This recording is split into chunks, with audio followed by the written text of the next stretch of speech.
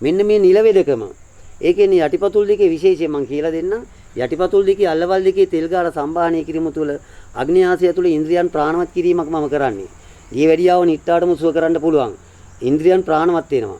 එතකොට මේ තෙල් ගාලා සම්බාහනය කිරීම තුළ අපේ පරම්පරාවේ තියෙන මේ වට්ටෝරු ඖෂධ 32ක් මගේ හැම තෙල් එකකට මේ කියන්නේ දියවැඩියාවට දීර්ඝායු මధుමේහ තෛලය, ඊළඟට ආතරයිටිස් වලට දීර්ඝායු සන්ධි තෛලය, ඊළඟට සයිටිකා වලට අපි දීර්ඝායු සයිටිකා තෛලය, නහර වලට දීර්ඝායු නහර තෛලය ඔය ආදී වශයෙන් තෙල් වර්ග කීපයක් තියෙනවා. මේ හැම එකකටම ඖෂධ 32ක් දාලා හදන්නේ මේ ඖෂධ වල ගුණය මෙන්න මේ යටිපතුල් දෙකෙන් තමයි අපේ ඇඟට එන්නේ.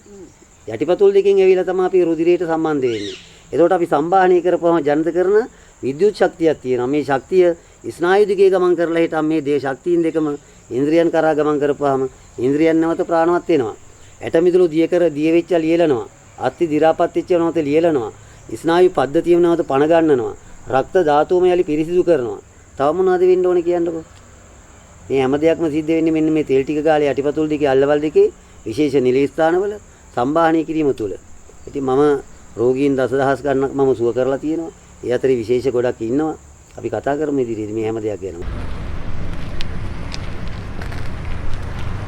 ආර්ථික දේශපාලන සමාජීය හා ඉතිහාසයේ සැඟවුණු තොරතුරු සොයා යන්නා වූ YouTube channel එකට ඔයාලා ඉතාමත් ආදරයෙන් පිළිගන්නවා.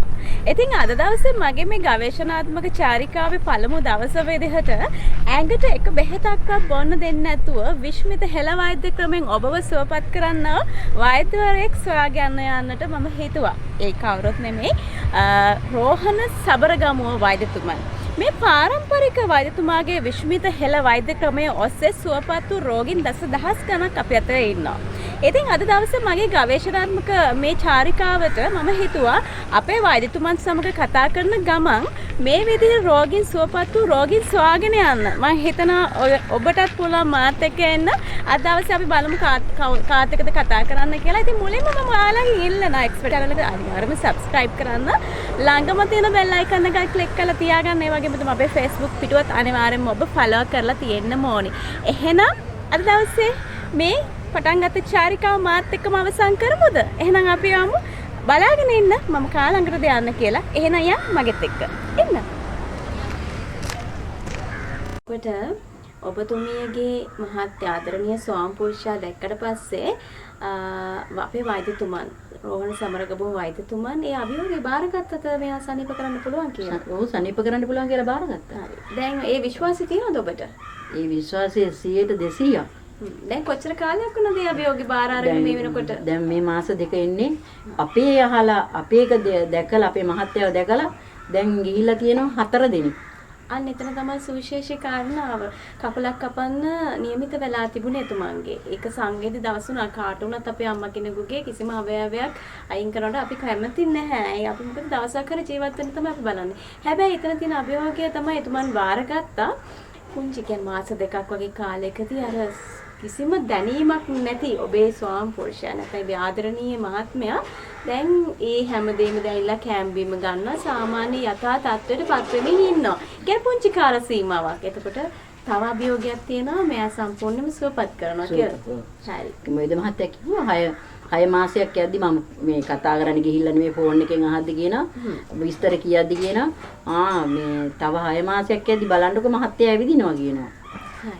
අපි අනිවාර්යෙන් ආපහු මාස 6කට පස්සෙත් මේ නිවසට එනවා. අපි කතා කරමු එදාට ඔබේ ආදරණීය ස්වාමිපුරුෂයාගේ තාත්තේ. හයක් යන්නේ නැහැ. ඊට ඉස්සර වෙලා මෙයා පය තියෙනවා. ඒ තෙල් මසාජ් එක කරන්න කියපු වෙලාවට අපි කරනවා. ඒ කියපු ක්‍රම ඔක්කොම කරනවා. දැන් මෙයාට අපේ ડોක්ටර්ලා කියලා තිබුණේ ගෙදරටවත් කෙසෙල් ගෙඩියක් ගේන්න එපා කියන සනේ මෙයායි අපි මෙයාට හොඳට පළතුරු දෙනවා. කැවිලි වර්ග දෙනවා.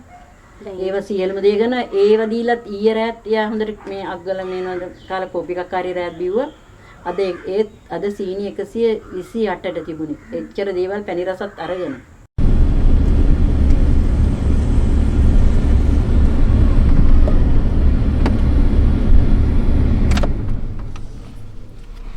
අද දවසේ මගේ ගවේෂණ චාරිකාවේ එක් ස්ථානයක් තමයි මේ ස්ථානය පිහිටලා තියෙන්නේ මීගමුව කොච්චිකඩේ. ඉතින් මේ ස්ථානෙට එන්න හරිම විශේෂ හේතුවක් තියෙනවා. පාරම්පරික වෛද්‍ය රෝහණ සබරගම වෛද්‍යතුමාගේ නිල ප්‍රතිකාරකම. එහෙම නැත්නම් හෙළ පාරම්පරික විශ්මිත ආයුර්වේද ඒ විශ්මිත ක්‍රමවේදයේ ඔස්සේ සුවපත් වූ කෙනෙක් ඉන්නවා මෙන්න මේ නිවස තුල. කැලිස්ටස් රන්දනේ කියන අපේ ඒ රෝගියා තමන්ගේ ජීවිතය මේ දේවැඩියාව රෝගය නිසා අතහැරපු කෙනෙක්. මේ වන විට ඔහු 50%ක සුවතාවයට පත් වෙලා ඉන්නවා. අපේ වෛද්‍යතුමාගේ විශ්මිත හෙළ වෛද්‍ය ඒ ක්‍රමවේද ඔස්සේ සුවපත් වෙමින් පවතිනවා. ඒ නිසා මට හරිම විශේෂයි. මට ඔබට පෙන්වන්න අවශ්‍යතාවය තියෙන්නේ ඇත්තම මේක සත්‍යද මේක ඇත්තම විශ්මිත ක්‍රමවේදයක්ද කියන දේ. අපි අතුරට ගිහලා බලමු මාතක එන්න. අපි යමු. වේද ඇඳුරානෝ කෙනෙකුට රෝගියෙක් නැත්නම් ජීවිතයේ ඉල්ලන කෙනෙක් ජීවිතේ ජීවත් කරන්න කියලා ඉල්ලන කෙනෙක් හමු වුණොත් කිසිම දවසක අතාරින්නේ නැහැ. ඒක තමයි අභියෝගය. කවුරු හරි කෙනෙක් කියනවා මෙයාව සනීප කරන්න බෑ. දැන් ගෙදර ගිහිල්ලා මෙයාට වෙන්න ඕන දේවල් කරන්න කියලා කිව්වොත් ගෙදර නිවැසියන් විදිහට අපි ගොඩාක් දුක් වෙනවා. අනේ අපිට ඇයි මෙහෙම දෙයක් කරගන්න බැරි වෙයිද කියලා. හැබැයි තව කෙනෙක් හිතනකොත් නෑ මට මේ අවසානීප කරන්න පුළුවන් කියලා. අන්න ඒක තමයි අභියෝගය. රෝහණ සබරගම වෛද්‍යතුමාගේ තන්නේ සුවිශේෂී ගුණය තියෙනවා. මොනවා හරි ජීවිතයේ හදන කෙනෙක් ලැබුණොත් ඒ කෙනා කොහොම හරි සුවපත් කිරීම තමයි එතුමාගේ අභියෝගාත්මක විශ්මිත වෛද්‍ය ක්‍රමය. හෙළ වෛද්‍ය ක්‍රමයට අභියෝග කරන්න කිසි කෙනෙකුටත් බැහැ, කිසි කෙනෙකුත් නැහැ. ඒක තමයි සත්‍යය. අපි මේ හෙළ වෛද්‍ය ක්‍රමය අනිවාර්යයෙන්ම සමාජගත කළ යුතුමයි. මෙයාගේ කකුල උඩින්ම කපන්න වෙනවා. දුවට කිව්වහම දුව ඒක කියන්නේ නැහැ ගෙදර ඇවිල්ලා. එන ගමන් කියනවා අම්මා මේ අපි බලමු මේ සිංහල වෛද්‍ය ක්‍රමයේ තියෙන්න ඕන ක්‍රමයක් කොහේ හරි කොතනක හෝ තියෙන්න ඕන අපිට පිළිසරණක් වෙන්න කියලා. ඇවිල්ලා මෙතනම ඉඳගෙන මෙහෙම ඉඳගෙන දෙන්න තාත්තව ඇඳට දාන දෙන්න ඉඳගෙන දුව බලනවා ෆෝන් එක අරගෙන ටක් ගහලා. මං ඒත් කියනවා හැමදාම එන එක නේනෝනේ ඔය දැන් නෑනේ කියලා කියනවා.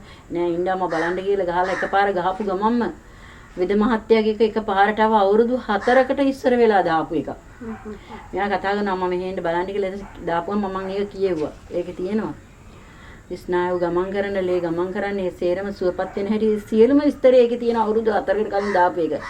ඒක අපි කියවනවා දෙපාරක්ම කියවනවා. දෙපාරක් කියලා ආයෙ දෙපාරක් හිතුවේ නැහැ. රෑ කියලා හිතුවේ නැහැ. වෙද මහත්තයාට කරදරයක්ද කියලා හිතුවෙත් නැහැ. අපි බලාපොරොත්තුවක අපි අසහනයක අපි කරදරයකින් ඉන්නේ. වෙද මහත්තයාට මේ රාත්‍රියේ කතා කරන්න හොඳද නැද්ද කියන තැනවත් හිතුවේ නැහැ. ඒ වෙලෙම කතා කරුවා මම අරගෙන. ඒ වෙලෙම හැබැයි ඒ වෙද මහත්තයාත් අනේ මට ඒ වෙලෙම හොඳ පිළිතුරක් දුන්නා. එන්න මිස් ඔයා එන්න හෙට එන්න කිව්වා. ඊට පස්සේ උදේ ආයෙ කතා කරලා ගියා මං. ඊට පස්සේ කිව්වා හවස මේ වෙලාවට අපි එනවා. ඒ කියන්නේ බෙහෙත් දාන්න යන්න තියෙනවා. බෙහෙත් දාගෙන ඇවිල්ලා අපි මේ වෙලාවට එනවා. එන්න කිව්වා. වෙද මහත්තයා කිව්වටත් කලින් ඇවිල්ලා හිටියා. එයාගේ ගමන් ඔක්කොම නවත්තලා ඇවිල්ලා හිටියා අපි වෙනුවෙන්. අපි යද්දි මේ මගේ මහත්තයාව ගෙනිච්චේ කියන්නත් ඉතින් පිස්සු වගේ කතා කරද්දිත් අපිට තේරෙන්නේ නැහැ විල අපි මොන තත්ත්වෙද කියලා බෙල්ල කඩා වැටලා හිටියේ. ඔළුව කෙලින් කෙරුවේ නැහැ. ඒ කියන්නේ අපි දැනගෙන හිටියේ නැහැ ස්නායු මැරිගෙන මෙහෙම එනවා කියලා. ඒ කියන්නේ ඔබ දැන් ඒ වෙනකොටත් දැනගෙන හිටියද ඔබතුමීගේ මහත්තයාට තියෙන රෝගය මොකද්ද කියනද? ඒ කියන්නේ අපිට දැනගන්න එයාලා කිව්වනේ ලේ ගමන් කරන්නේ නැහැ කියලා. කකුලේ තුවාලෙට ලේ ගමන් කරන්නේ නැහැ. ඒ තුවාලේ හටගන්න හේතුව මොකුත් කියලා තිබෙත් නැහැ. සේනි වලින් හටගත්තා කියලා අපි දන්නවනේ. සේනි යාට තියෙනවනේ බලගතුව මේකෙන් කියලා දන්නවනේ. මහත්තයා ගාවට ගියා. ඊට පස්සේ දෙ මහත්තයා තෙල් එකක් දීලා හැම මුළු ඔක්කොම විස්තරය අපිට කියලා දුන්නා. මේ විදිහට කරන්න කියලා. අපි ඒ කරගෙන අපි මෙද්දි මම හිතන්නේ රෑ 7:00 විතර එන්නදී ගෙදරට එද්දි. ඒ ඇවිල්ලා එවෙලෙම දුව කෙරුවා ඒකට මේ වෙලෙම කෙරුවා. එවෙලෙම ඒ කියපු ක්‍රමයටම කෙරුවා. ඊට පස්සේ දැන් දිගට ඕම අපි තෙල් බෝතලයක් ඉවරෙන්න කරද්දී මගේ මහත්තයා හැන්දෙන් අරන් කන්න පුළුවන්කම වුණා. ඔළුව කෙලින් කරලා ඉන්න පුළුවන්කම වුණා. ෂර්ට් එකක් අතට දාලා අත ෂර්ට් එකේදී අපි අතින් අඳපු ෂර්ට් එකේ අත දාලා අඳින්න පුරුදු වුණා. දැන් කතා කරලා හොඳට අපිත් එක්ක අපි අහනකොට ඇයි අපි එක කතා කරන්නේ තුවාට තියෙන තුවාලයක් නෙවට ඔළුවේ අමාරුවක් ඇඟේ අමාරුවක් නැහැ නේ ඇයි කතා කරන්නේ නැත්තේ කී අපි ප්‍රශ්න කර හිටපුවා අපිට අපි ඒක හොඳට කතා කරනවා අනිත් අයත් එක්ක කතා කරනවා ඒ තත්ත්වයට ආවා දැන් නම් මට 90%ක්ම සුවයි. 10ක් විතර තව තමයි තියෙන්නේ කියලා හිතෙන්නේ. කියන්නේ තුවාලේ හොඳ වෙද්දි මම නැගිටින දෙන්න එපා කියලානේ ડોක්ටර් කියන්නේ කකුල තැලෙන හින්දා. දැන් ඉතින් මෙහෙම ඉන්නවා බලාගෙන මේ ඔය ඉන්නවා. ඉතින් හොඳට කතා කරනවා. එයා සතුටින් ඉන්නවා. තව ආයෙත් මම කියන්නේ මේ වෛද්‍යතුමාගෙන් මේක සොයාගෙන ගිහිල්ලා මේක කරගන්න කියලා. මේක ලොකු මහා දිව්‍ය ඖෂධයක්. හරි. ඔබතුමියට බෙහෙම ස්තුති වන්දනා වචන ස්වල්පයක් අපිත් එක්ක කිව්වට ඒ වගේම ඔබතුමියගේ ආදරණීය සම්පූර්ණයට අපි දීර්ඝායු ප්‍රාර්ථනා කරන ඉදිත් නිරෝගී භාවය ප්‍රාර්ථනා කරනවා. අපේ සමාජගත කිරීම මෙන්න මේකයි. හෙළ වෙදකම කියන්නේ විශ්මිත වෙදකම. ඒ විශ්මිත වෙදකමින් රෝහණ සබරගමු වෛද්‍යතුමන් අති විශිෂ්ටයි. අපි තවත් කතා කරමු ඉදිරියට. මාගේ ගවේෂණාත්මක ගමන්චාරිකාවේ තවත් ස්ථානයක් තමයි ගම්පහ බණ්ඩාරනායකපුර රංජනී ධර්මලතා මහත්මියගේ නිවස. දැන් මේ මම මේ නිවසට ඇවිල්ලා තියෙන්නේ. මේ නිවසට එන්න හේතුව තමයි මීට ටික කාලයකට ඉහතී රංජනී ධර්මලතා මහත්මියව අසනීප වෙනවා. ඇය බෙහෙත් ගන්නට යන්නේ පාරම්පරික වෛද්‍ය රෝහණ සබරගමු වෛද්‍යතුමන් ළඟට. ඉතින් අපේ වෛද්‍යතුමන්ගේ විශ්මිත වෛද්‍ය ක්‍රමය තුලින් ඇය සුවපත් වූ ආකාරය ඔබට දැනගන්නට අවශ්‍ය නම් ඒ අවශ්‍යතාවය මත තමයි අපි ආවේ. එතුමිය මුණ ගැහෙන්නේ මාත් එක්ක එන්න අපි කතා කරමු. කොට චෙක් කරලා බැලුවාම දිය වැඩියාව සාමාන්‍ය තත්ත්වෙන් තියෙන ගානට වඩා වැඩිපුර ගානක් ආවා. ඒ වෙනකොට මගේ ස්වාමියාට ඒ තත්ත්වෙම තමයි ඇති වෙලා තියෙන්නේ. දෙන්නාට එක සමානව අසනීප වුණා. ඊට පස්සේ අපි නොකුත් බටහිර වෛද්‍ය ක්‍රමයේ දොස්තරලා ළඟට ගිහිල්ලා චෙක් කරලා බලලා ඉංග්‍රීසි වෙදකම ඉතින් ගොඩක් කරා. නමුත් ඉතින් අර ගොඩාක් බේත් විශාල වශයෙන් අහවලු වශයෙන් අපිට දුන්නා. ඉතින් අපිම දවසක් අපි දෙන්න කතා වුණා සිංහල බේත් ක්‍රමයකට අපි ගියොත් හොඳයි නේද කියලා පත්තර බලනකොට මව්බිම පත්තරේ මම දැක්කා අපි රෝහණ සබරගමු විද මහත්තයා ගිරිඋල්ලේ මෙහෙම වෙදකමක් කරනවා කියලා. තම අපේ සීනි ප්‍රමාණය හොඳටම නෝමල් තත්ත්වයටම ආවා මගේ මහත්තයාගෙන්. ඕක තමයි මේ විශ්මිත හෙළ වෛද්‍ය ක්‍රමයේ තියෙන විශේෂත්වය.